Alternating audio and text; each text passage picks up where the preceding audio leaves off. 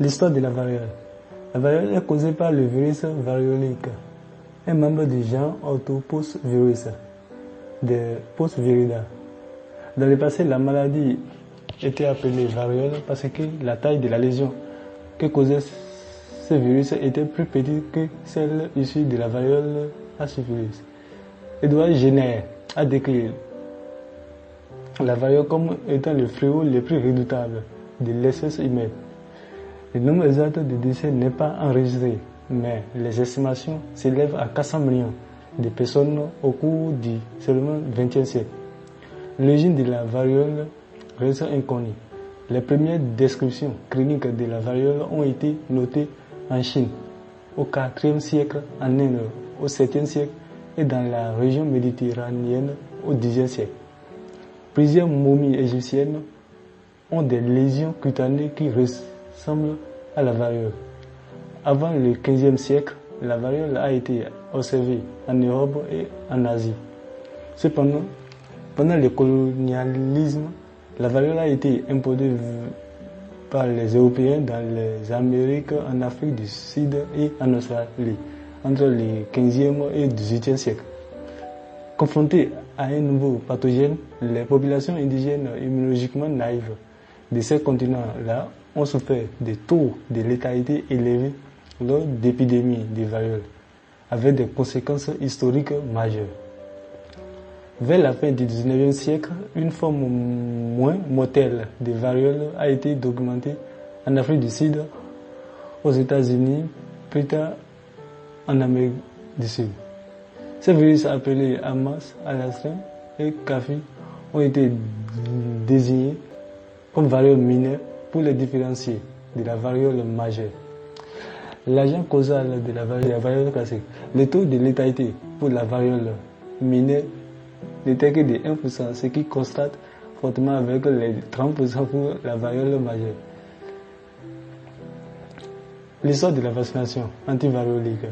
Il a été compris au début de l'histoire de la variole que les personnes qui ont survécu à une infection n'ont plus jamais développé la maladie.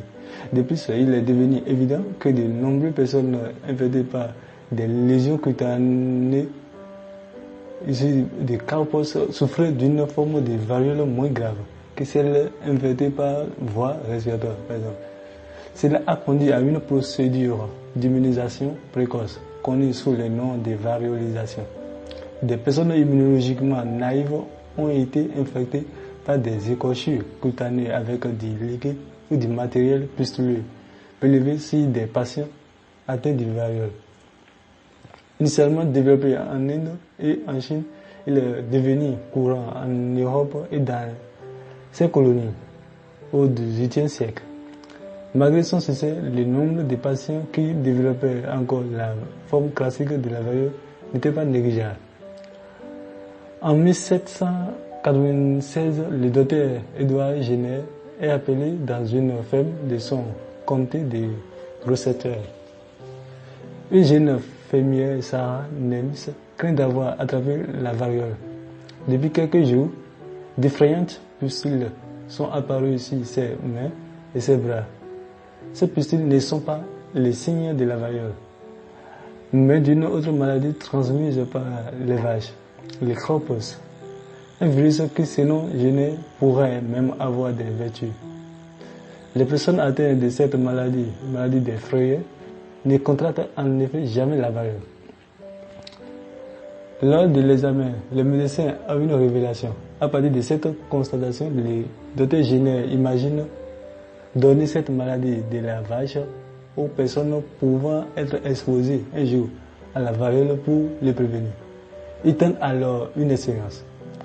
Il fait venir à son cabinet Sarah Nems, la jeune fermière atteinte de cowpox, ainsi que le fils de son jardinier James Phipps. Le médecin prélève des puces provenant d'une des pustules de la main de Sarah et inocule à son jeune cobaye. Il faut alors apporter la preuve que le jeune garçon est protégé contre la variole. Quelques semaines plus tard, le docteur Jenner tente une expérience folle. Il récupère les puces d'un varioleux et inocule à James. Résultat, le petit garçon ne contracte pas la variole. Le docteur Edouard Jenner est persuadé qu'il vient de faire une découverte extraordinaire. Il rédige alors un article scientifique en essayant la gloire. Mais il n'obtient que des critiques et des railleries alors qu'avec cette expérience, il vient de créer la vaccination. Malgré cela, il continue ses recherches et de vacciner de nombreux enfants dans sa région. Après des études supplémentaires, Jenner a publié son enquête qui a marqué le début de l'ère de la vaccination.